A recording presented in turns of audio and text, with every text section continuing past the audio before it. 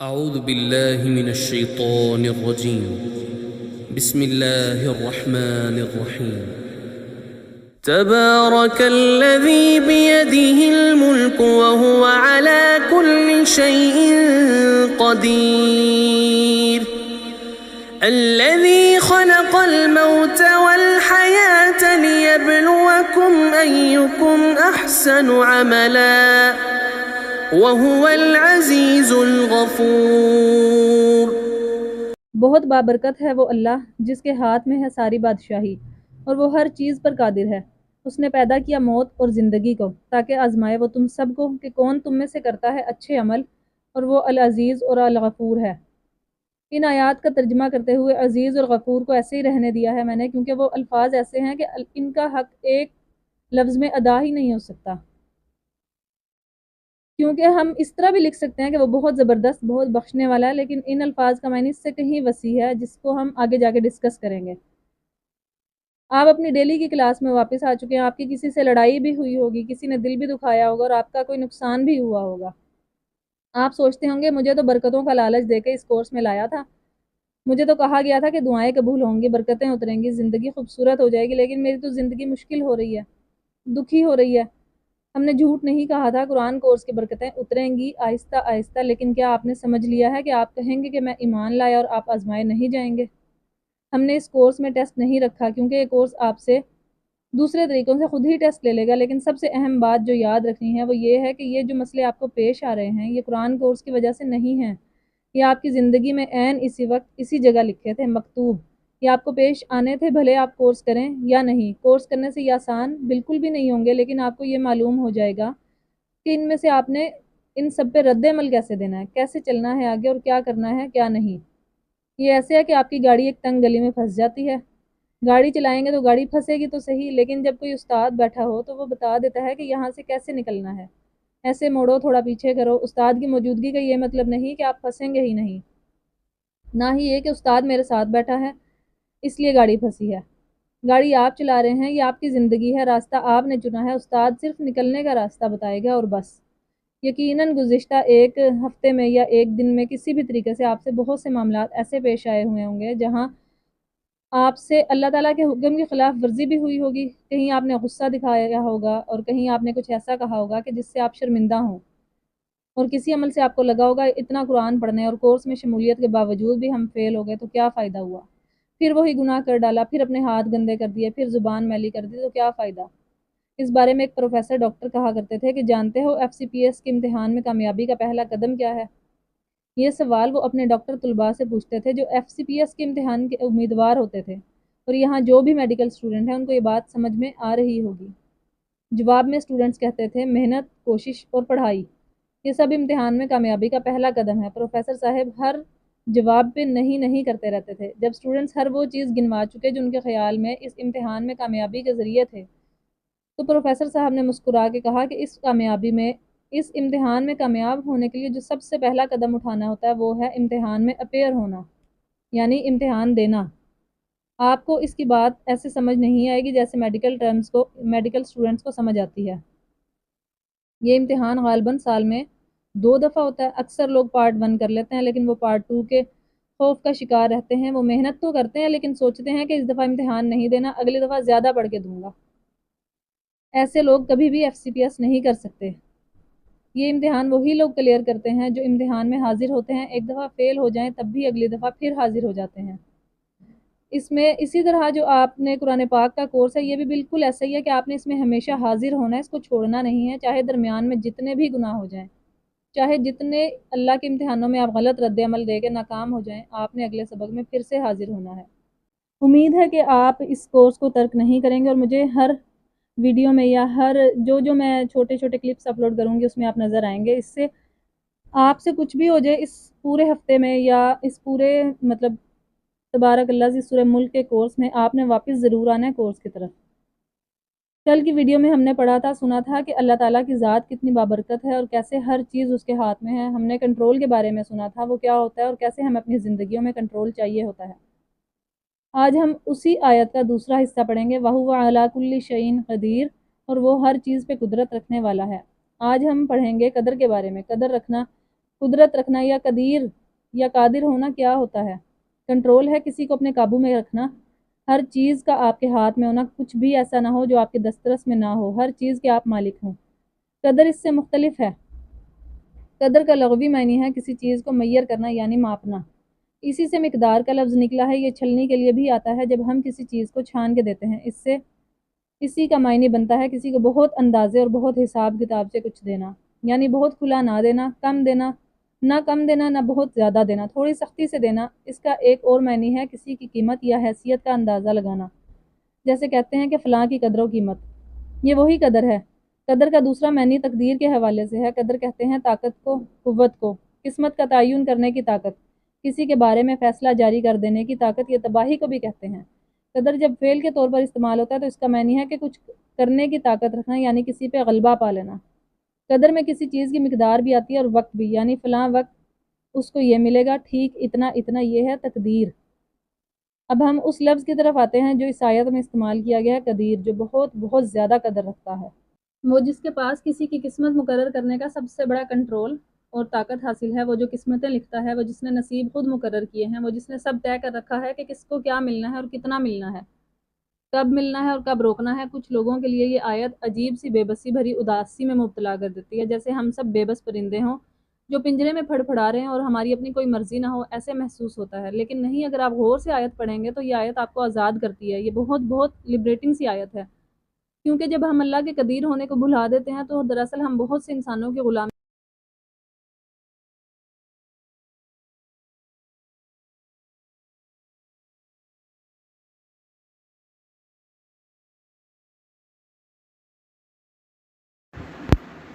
بہت سے انسانوں کی غلامی میں خود کو دے دیتے ہیں۔ انسان ایک وقت میں ایک سجدہ کر سکتا ہے، یا اللہ کے سامنے یا دوسرے انسانوں کے سامنے۔ اگر اللہ آپ کا قدیر نہیں ہے تو پھر بہت سے دوسرے انسان آپ کے لیے قدیر بن چکے ہیں۔ اب آپ کہیں گے کہ ہم ہندو تھوڑی ہیں، ہم کسی کو سجدے نہیں کرتے، ہم نہ حکمران ہیں کہ مسلمان حکمران برسوں سے یہود و نصارہ کے ملکوں کی غلامی کرتے آئے ہیں، نہ ہم کسی دولت مند انسان کے آگے جھکے ہوئے ہیں، ہمارا قدیر کوئی انسان کیسے ہو سکتا ہے؟ یہ سمجھنے کے لیے ہمیں سجدے کو سمجھنا ہوگا کہ ہم سجدے میں کیا کرتے ہیں۔ ہم سر جھکا دیتے ہیں، ہاتھ باندھ لیتے ہیں، ہم نظر نہیں اٹھاتے، ہم اپنے پورے وجود کو جھکا کے اپنے ہی پیروں کے برابر لے آتے ہیں، اور ہم جس کے آگے سجدہ ریز ہو رہے ہیں اس کے سامنے اپنا سر رکھ دیتے ہیں۔ اس سر میں ہماری عقل بھی ہے اور انا بھی۔ جب ہم کسی کے سامنے جھکتے ہیں تو ہم اپنی زبان بند کر دیتے ہیں، ہم اس کو وہ نہیں کہتے جو ہمارے دل میں ہے، ہم کہنے سے ڈرتے ہیں، ہم اس کی چپ چاپ مان لیتے ہیں، ہم اپنی عقل کو بھی جھکا دیتے ہیں، ہم اپنی ساری سمجھ بوجھ اس کے سامنے رکھ دیتے ہیں۔ لوگ ہمیں کہتے ہیں کہ فلاں شخص تمہارے لیے درست نہیں، لیکن اس شخص نے ہمارے اوپر اتنا کنٹرول حاصل کر لیا ہوتا ہے کہ ہم اپنی ذات کا غرور، یعنی کہ اپنا سر اس کے قدموں میں بچھا دیتے ہیں۔ ہمارے ہاتھ بھی سجدہ ریز ہوتے ہیں، ہم ہاتھ عمل کی نشانی ہوتے ہیں، ہم اس شخص میں برائی دیکھنے کے باوجود نہ زبان کھولتے ہیں نہ ہاتھ سے اس کو منع کرتے ہیں، کیونکہ ہم اس سے ڈرتے ہیں یا ہم اس سے محبت کرتے ہیں۔ آپ کو بتوں کے آگے جھکنے کی ضرورت نہیں ہے، آپ کو امریکی سامراج کے آگے بھی جھکنے کی ضرورت نہیں ہے۔ یہ جو اپنی زندگی میں نے اور آپ نے مختلف انسانوں کو قدیر بنا رکھا ہے، ہم سمجھتے ہیں کہ یہ ہمیں خوشی دینے پر قادر ہیں، یا یہ ہمیں کوئی فائنینشلی فائدہ دیں گے، یا ان کے ذریعے ہم ترقی کریں گے، تو یہ سب بھی ہمارے جھوٹے قدیر ہیں۔ ہمیں ہر رات سورہ ملک اس لیے پڑھنی ہے کیونکہ یہ سورت ہمیں آزاد کرتی ہے، یہ آیت ہمیں آزاد کرتی ہے، ہمارے بہت سے قدیروں کو توڑتی ہے، یہ بہت سے بتوں کو گراتی ہے، اور یہ آپ کو پکڑ کے سجدے کی پوزیشن سے اٹھا کے آپ کے پیروں پہ کھڑا کرتی ہے، اور آپ کو یہ سمجھاتی ہے کہ یہ چوکھٹ جس کے سامنے تم جھک کے اپنی خوشی کا انتظار کر رہے ہو، یہ کسی قدیر کی چوکھٹ نہیں ہے۔ یہ شخص نہ تمہیں خوشی دے گا نہ کامیابی دے گا، ایسے بہت سے ملیں گے تمہیں، ان سے بات کرنی تھی، ان سے معاملہ کرنا تھا، بھاؤ تاؤ کرنا تھا، اور جہاں ان کی بات پسند نہ آئے وہاں ان کو ٹوکنا تھا اور آگے بڑھ جانا تھا۔ یہ آیت آپ کو بتاتی ہے کہ اصل چوکھٹ کون سی ہے۔ اصل چوکھٹ کس کی ہے؟ وہ ایک سجدہ جو آپ کو 1000 سجدوں سے نجات دے گا، وہ ہے اس اصل قدیر کے آگے جھکنا۔ سورہ ملک میں ہم پہلی ہی آیت میں جانتے ہیں کہ وہ ایک اللہ ہی ہے جس کے ہاتھ میں ساری دنیا اور دنیا کے انسانوں کا کنٹرول ہے، اور اسی کے پاس ہے قدر۔ قدر کیا چیز ہے؟ قدر میں ہر وہ چیز آتی ہے جس کے لیے آپ پریشان ہوتے ہیں۔ آپ کی قدر لکھی ہوئی ہے، آپ کی تقدیر بھی لکھی ہوئی ہے، اور یہ بدل بھی سکتی ہے اگر آپ اس کے لیے دعا کریں، اگر آپ درست چوکھٹ پہ جھکیں، اور اس کا کنٹرول صرف اللہ تعالیٰ کے پاس ہے۔ اللہ تعالیٰ قدیر ہے، وہ آپ کی زندگی کا مالک ہے، اور اس بات کو غور سے پڑھیں، اس کو کوئی نہیں بتا سکتا کہ آپ کی زندگی میں اس نے کیا کرنا ہے، کیسے فیصلے کرنے ہیں، اور آپ کو کب رزق دینا ہے، کب روکنا ہے، کب آپ کو تنگ دست کر دینا ہے، اور کب اتنا زیادہ دینا ہے کہ آپ حیران رہ جائیں۔ یہ اس کی مرضی ہے کہ آپ کی شادی کب کرنی ہے۔ آپ اپنی مرضی سے نہ شادی کرتے ہیں نہ طلاق لیتے ہیں، آپ اپنی مرضی سے نہ رشتہ کرتے ہیں نہ رشتہ توڑتے ہیں۔ یہ اللہ ہے جس نے طے کر رکھا ہے کہ کس نے کب آپ کی زندگی میں آنا ہے۔ آپ کب کامیاب ہوں گے، کتنا رزق آپ کو ملے گا، باہر کے ملک کا سفر کب کریں گے، یہ سب اللہ تعالیٰ نے پہلے سے طے کر رکھا ہے۔ وہ آپ کی زندگی کا مالک ہے، وہی قدیر ہے، وہ فیصلے کرتا ہے۔ جب آپ یہ سوچیں کہ جن چیزوں کے لیے آپ پریشان ہو رہے ہیں وہ سب تو پہلے سے لکھی گئی ہیں، تو یہ سوچ آپ کو آزاد کرتی ہے۔ اللہ تعالیٰ نہیں چاہتا کہ آپ ان خواہشات کے پیچھے الجھ کے خود کو اتنا مصروف کر لیں کہ اپنی اصل زندگی کا مقصد بھول جائیں۔ اصل مقصد ہم اگلی آیت میں پڑھیں گے، لیکن ابھی آپ نے سمجھنا یہ ہے کہ ہر انسان اور اس کی قسمت اللہ کے ہاتھ میں ہے، آپ کی بھی اور آپ کے پیاروں کی بھی۔ اور یہ کہ دعا آپ کا سب سے بڑا ہتھیار ہے۔ آپ نے ہر چیز اللہ تعالیٰ پہ چھوڑتے ہوئے مانگنی ہے دعا۔ آپ کو جو بھی چاہیے وہ انسانوں سے نہیں ملے گا، اور اللہ سے مانگتے وقت شرائط نہ رکھا کریں کہ مجھے ایسا لائف پارٹنر چاہیے جو ہینڈسم ہو، کماتا ہو۔ نہیں، اللہ سے مانگتے وقت اس کے خزانوں میں سے مانگا کریں۔ اللہ کے پاس خزانے ہیں ہر چیز کے، مال، اولاد، لائف پارٹنر۔ اللہ کے پاس دنیا میں اربوں انسان موجود ہیں، آپ اس سے اس کے خزانوں سے مانگا کریں تاکہ وہ بہترین سے بہترین دے آپ کو۔ جب آپ کو یہ یقین ہو جائے کہ اللہ ہی میرا مالک ہے، اسی کے ہاتھ میں میری زندگی اور میری تقدیر ہے، تو آپ آزاد ہو جاتے ہیں، اور پھر آپ فوکس کرتے ہیں اس چیز کی طرف جو آپ کا اس دنیا میں آنے کا مقصد ہے۔ اور وہ کیا ہے؟ وہ ہم آیت نمبر 2 میں پڑھتے ہیں کہ اللہ ذی خلق الموت والحیات لیبلوکم ایکم احسن عملا وہو العزیز الغفور۔ اس نے پیدا کیا موت کو اور زندگی کو تاکہ آزمائے تم سب کو کہ کون تم میں سے کرتا ہے اچھے عمل، اور وہ العزیز اور الغفور ہے۔ ہمارا دنیا میں آنا یعنی ہماری زندگی اور ہماری موت، اس کو بھی اللہ ہمارے مالک، ہمارے سب سے پیارے قدیر نے پیدا کیا ہے۔ زندگی بھی اسی نے بنائی ہے، اور موت بھی۔ کب آنا ہے، کب جانا ہے، سب کچھ اللہ تعالیٰ نے لکھا ہوا ہے اور سب مکتوب ہے، تاکہ وہ آزمائے ہمیں، ہم میں سے کون کرتا ہے اچھے عمل۔ ہماری زندگی میں آنے کا مقصد کیا ہے، اس آیت کو سمجھنے کے لیے ہمیں ان الفاظ کا تعاقب کرنا ہوگا۔ الفاظ کا تعاقب کرنے کے لیے آزمانے کے لیے بلو کا لفظ آیا ہے، یعنی کہ جو ہم عام زبان میں استعمال کرتے ہیں کہ فلاں کے سر کی قیمت لگانا، یعنی انعام۔ کسی کو مارنے کا، پکڑنے کے لیے حکومت کا ایک انعام مقرر کرتی ہے، وہ ہوتا ہے، انگریزی میں اس کو باؤنٹی کہتے ہیں۔ اسی سے اس کا دوسرا معنی ہے امتحان، ٹیسٹ، ٹرائل، یعنی کوشش کرنا۔ اس کا مطلب کسی کو تکلیف میں مبتلا کرنا بھی ہے، کوئی حادثہ، کوئی مصیبت کا پہنچنا۔ اس آیت میں بلو کے کس معنی میں استعمال ہوا ہے؟ آزمانا، کسی کو ایک ایسے امتحان میں مبتلا کرنا جس میں وہ بہت دوڑ دھوپ کرے اور کسی بڑے انعام کے حصول کے لیے بھاگ دوڑ کرے۔ یہ آزمائش، یہ ٹیسٹ ہے، اللہ نے آپ کو اور مجھے اس میں مبتلا کیا ہے۔ آپ کے اندر کا لبرل کہے گا کہ کیوں بھائی ہم سے نہ پوچھا، ہماری رائے لی، خود ہی اللہ نے ہمارے لیے ایک قدر مقرر کر دی کہ ہم آزمائے جائیں۔ یہی بات سمجھنی ہے آپ کو اور مجھے بھی کہ ہم سے پوچھا نہیں جانا، ہمیں چاہیے کہ ہم انسان بن جائیں، ہم مالک نہیں ہیں، ہم ایک مخلوق ہیں۔ مغربی دانشور آپ کو یہ سکھاتے ہیں کہ آپ اپنی زندگی کے مالک ہیں، جبکہ آپ نہیں ہیں۔ آپ اللہ تعالیٰ سے سوال نہیں کر سکتے، کوئی اس رب سے سوال نہیں کر سکتا کہ اس نے یہ کیوں کیا، یہ اس کی مرضی تھی، وہ جو چاہے کرے۔ اس کو کہتے ہیں اسلام لانا، سر جھکا دینا، تسلیم کر لینا کہ اس کائنات میں آپ کا رول بندے کا ہے، اور اس کا رب کا وہ اتنا بڑا اور اتنا عزت والا ہے، وہ اتنا بلند ہے کہ میری اور آپ کی حیثیت نہیں کہ ہم اس سے پوچھیں کہ ہمیں اس کھیل کا مہرہ کیوں بنایا۔ وہ مالک ہے، اس کی مرضی، وہ جب چاہے جو کرے۔ یہ الملک کی صورت ہے، بادشاہی کی۔ اس کو پڑھتے وقت کائنات میں اپنا رول یاد رکھیں۔ آپ بہت سی دوسری مخلوقات کی طرح ایک مخلوق ہیں، اور وہ رب ہے، اس نے آپ نے اس کے کہے پہ سر جھکانا ہے، اور پھر کسی دوسرے کے آگے سر نہیں جھکانا، کیونکہ آپ اس کی مخلوق ہیں، اسی لیے آپ نے صرف اس کے سامنے جھکنا ہے، اور بس اس کے بعد آپ نے کسی انسان یا پیسے یا کسی خواہش کے آگے نہیں جھکنا۔ کسی چیز کی تجارت اس رب کے بدلے نہیں کرنی، آپ اس کے ہیں، اس رب کے بندے، اور وہ کوئی ظالم جابر بادشاہ نہیں ہے، وہ خالق ہے، اس نے بنایا ہے تو وہ محبت بھی کرتا ہے آپ سے اور ہم سب سے، اور وہ نہیں چاہتا کہ اس امتحان کی دنیا میں اس نے آپ کو بھیجا ہے وہاں آپ اپنا اصل مقصد بھول کے کسی انسان کے بندے بن کے رہ جائیں۔ اس لیے ترک کر دیں ان محبتوں کو جو آپ کو اپنے آگے جھکا دیتی ہیں، ترک کر دیں ان نفرتوں کو جو آپ کا دل میلا کرتی ہیں، ترک کر دیں ان خواہشات کو جو آپ کو اپنا رب بھلوا دیتی ہیں، اور ترک کر دیں ان لا حاصل جستجو کو جو آپ کو آپ کی تقدیر پہ راضی نہیں ہونے دیتی۔ اگر رب مالک ہے اور سب اس کی مرضی سے ہو رہا ہے تو آپ کا کیا، یعنی آپ کس چیز پہ قادر ہیں؟ امتحان کیا ہے؟ آپ کے عمل کا۔ آپ صرف اپنے عمل پہ قادر ہیں، آپ کی طاقت آپ کے عمل پہ ہے۔ وہاں آپ کا رب آپ سے زبردستی کچھ بھی نہیں کروائے گا، اس نے عمل کے میدان میں آپ کو کھلا چھوڑ رکھا ہے۔ یہاں عمل کے لیے احسن کا لفظ آیا ہے۔ احسن ایک سپرلیٹو ڈگری ہے جسے انگریزی میں کہتے ہیں گڈ، بیٹر وغیرہ۔ اس میں سے سپرلیٹو ڈگری ہے اچھا، بہتر اور بہترین۔ جو ترین والے الفاظ ہیں جیسے سپرلیٹو یعنی کہ سب سے بہترین، سب سے اچھا، یہ احسن کے لفظ اس میں استعمال ہوا ہے۔ آئندہ اپنے احسن کس سے نکلا ہے؟ حسن سے۔ حسن یعنی خوبصورتی، کسی چیز کا خوبصورت ہونا یا بن جانا۔ اس سے معلوم ہوتا ہے کہ احسن اعمال وہ اعمال ہیں جو سب سے زیادہ خوبصورت ہیں، سب سے خوبصورت کام یعنی۔ لیکن حسن کے لفظ کا ایک اور معنی بھی ہے جو ان تمام معنی کے آگے چھپ سا جاتا ہے اور ہم اس کی طرف توجہ ہی نہیں کرتے، وہ ہے امپروو ہوا ہوا کام، یعنی ایسا کام جس میں امپروومنٹ کی گئی ہو، بہتری لائی گئی ہو۔ کون کون ہے جو کرتا ہے اپنے کاموں کو امپروو، اور کون کون ہے جو خود کو امپروو کرنے کی کوشش کرتا ہے۔ ہم بہترین پیدا نہیں ہوئے، صورتیں بہترین ہیں ہم سب کی، اجسام بہترین ہے، لیکن ہمارے کام کبھی بھی بہترین نہیں تھے۔ ان میں بار بار امپروومنٹ لانی ہوتی ہے، بار بار ان کو ٹھیک کرنا ہوتا ہے۔ اس لیے اس بات کا غم نہ کیا کریں کہ آپ کا کام پرفیکٹ کیوں نہیں ہے۔ وہ نہیں ہوگا، آپ کا نیک عمل بہت سی کمیوں کوتاہیوں کے ساتھ ہی ہوگا۔ اگر آپ کو اعمال کو بہترین کرنا ہے، یعنی امپرووڈ، تو آپ نے اپنی نیت درست کرنی ہے۔ ہر کام اللہ کے لیے ہونا چاہیے۔ آپ کی نماز، آپ کی قربانی، آپ کی زندگی، آپ کی موت، یہ سب اللہ کے لیے ہو جائے تو بہت سے مسئلے حل ہو جاتے ہیں۔ پھر جب زندگی میں کچھ بھی نہیں ملتا تو ہم صبر کرنا سیکھ جاتے ہیں کہ خیر ہے، جب زندگی اللہ کے لیے جینی ہے تو ان چیزوں یا لوگوں کے بغیر بھی جی لیں گے۔ جب کسی ایسی چیز یا شخص کو چھوڑنا پڑے جس کو چھوڑنے کو دل نہ مانے، تب بھی انسان خود پہ جبر کر لیتا ہے کہ یہ قربانی اللہ کے لیے ہے، اور بس اللہ کے لیے کو اپنا گول بنانا ہے۔ بار بار خود کو یاد کروانا ہے کہ اللہ کے ہاتھ میں ہے ساری بادشاہی، اور ہمارا دل، ہماری زندگی، ہماری تقدیر، ہماری ساری کہانی اسی کے ہاتھ میں ہے۔ وہ جب چاہے جہاں لے جائے۔ اگر آپ اپنی زندگی سے کبھی مایوس ہوں تو اس کہاوت کو یاد رکھیں کہ زندگی کا بھروسہ نہیں ہوتا، یہ ایک لمحے میں پلٹ سکتی ہے۔ یہاں کچھ بھی مستقل رہنے والا نہیں ہے، اور اگر آپ اپنی زندگی سے بہت خوش ہیں تب بھی اس کہاوت کو یاد رکھیں۔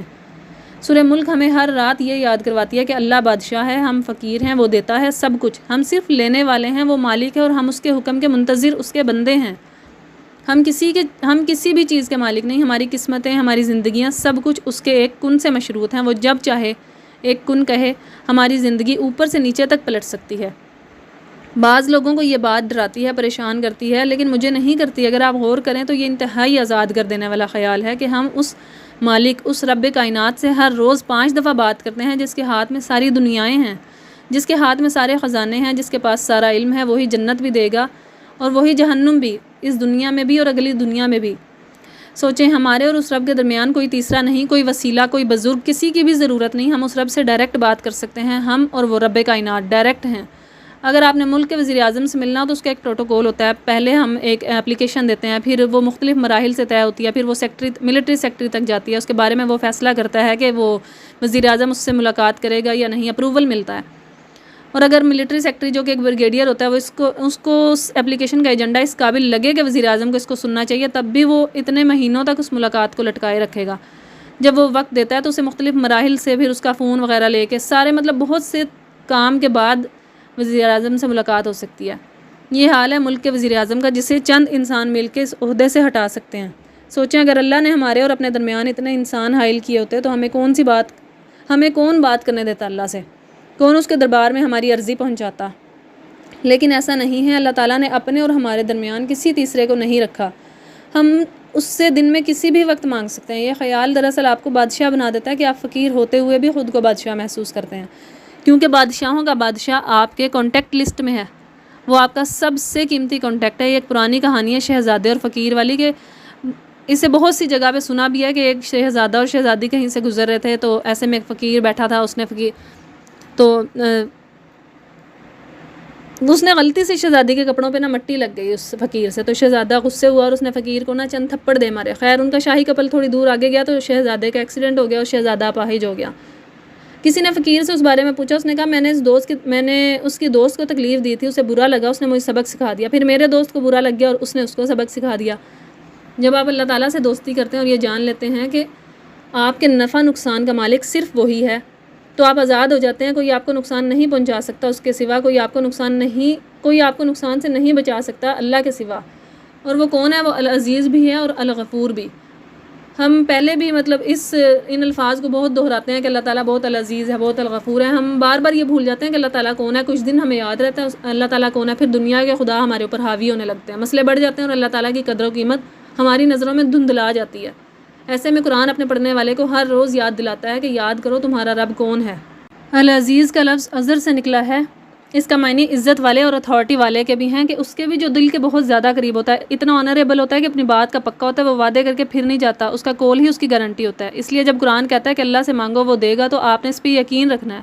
اللہ تعالیٰ اتنا بڑا ہے، اتنی عزت والا ہے کہ وہ آپ سے کوئی ایسا وعدہ نہیں کرتا جو اس نے پورا نہ کرنا ہو۔ اس نے کتنی ہی جگہ فرمایا کہ کون ہے جو سوالی کی بات سنے اور غم کو اس سے دور کر دے، اس کی دعا قبول کرے سوائے اللہ کے۔ پھر کیوں آپ پریشان ہوتے ہیں جب اس کائنات کے سب سے بڑے عزت والے نے آپ کو گارنٹی دی ہے کہ آپ کی بات اس کے دربار میں سنی جائے گی؟ چاہے آپ جتنے بھی گناہ گار کیوں نہ ہوں. تو پھر مسئلہ کیا ہے؟ کیوں شک کرتے ہیں ہم؟ اور الغفور، اگر اللہ غفور ہے تو اس کا مطلب یہ نہیں ہے کہ وہ صرف معاف کرنے والا ہے. یقیناً وہ ہے، لیکن بہت معاف کرنے والا، روز ہی ہمیں معاف کرتا ہے. لیکن وہ گناہوں کا پردہ رکھنے والا بھی ہے، وہ آپ کے عیوب ڈھانپ بھی دیتا ہے. آپ کیوں ڈرتے ہیں انسانوں سے؟ کیوں لگتا ہے آپ کو کہ انسان آپ کے گناہ کھول دیں گے یا آپ کو رسوا کر دیں گے؟ سب سے بڑا ڈھانپنے والا وہ رب ہے. اگر وہ ارادہ کر لے کہ اس نے آپ کے عیب اور گناہ چھپا دینے ہیں تو کوئی آپ کو رسوا نہیں کر سکتا، کوئی آپ کو شرمندہ یا بے عزت نہیں کر سکتا. توبہ کے بعد بھی اگر آپ لوگوں سے ڈرتے ہیں تو نہ ڈریں، کوئی کچھ نہیں کر سکتا. بس آپ نے اللہ کو اپنی سائیڈ پہ رکھنا ہے. اس لیے دوسروں کے عیوب چھپایا کریں. جتنا آپ دوسروں کو کور کریں گے، ان کے عیوب لوگوں کو نہیں بتائیں گے، اتنا اللہ آپ کے گناہ ڈھانپے گا. بس اتنا سا خود پہ جبر کرنا ہے کہ زبان کے ذرا سے چسکے کے پیچھے کسی کے عیب نہیں کھولنے. خاموش رہ جائیں. آپ کو نہیں معلوم کہ کتنی جگہوں پہ آپ کے عیب ڈھانپے جا رہے ہیں. اس لیے اگر ابھی بھی آپ پریشان ہیں کسی چیز کے لیے تو اس پریشانی کو ابھی اسی وقت اللہ کے حوالے کریں. اگر آپ کسی انسان سے خوف زدہ ہیں تو اللہ تعالیٰ سے اس کے بارے میں بات کریں. جس کی شکایت لگانی ہے یا جس کے شر سے پناہ مانگنی ہے، اس رب کو بتائیں. اس کے ہاتھ میں ان تمام ڈرانے والے انسانوں کے دل ہیں، اس کے ہاتھ میں ان سب کے دماغ بھی ہیں. وہ ان کی توجہ کو آپ سے ہٹا دے گا. وہ آپ کے دشمنوں کو اپنے آپ میں مصروف کر دے گا کہ وہ آپ کے خلاف سازش کرنا بھول جائیں گے. ایسے ہی کسی کی محبت آپ کو بے چین کیے ہوئے ہے تو اللہ تعالیٰ سے اس کے بارے میں بات کریں. کوئی چیز چاہیے جو نہیں مل رہی ہے، کسی انسان نے دل دکھایا ہے، تو اللہ تعالیٰ سے سکون مانگیں. وہ چیز مانگیں جو مانگنا ہے، اللہ تعالیٰ سے مانگیں. میں اور آپ فقیر ہیں، بے شک ہیں، لیکن ہمارے پاس دعا جیسا ہتھیار ہے جو قدر کو بدل سکتا ہے، جو سب کچھ بدل سکتا ہے. ہم نے صرف مانگنا سیکھنا ہے. تیسری آیت کا تدبر ہم اگلی ویڈیو میں سنیں گے. تب تک کے لیے آپ اس ویڈیو کو رپیٹ پہ دیکھ لیں یا جہاں سے اچھی لگتی ہے وہاں سے دیکھیں اور اپنے آپ کو اللہ تعالیٰ کے حوالے کر دیں.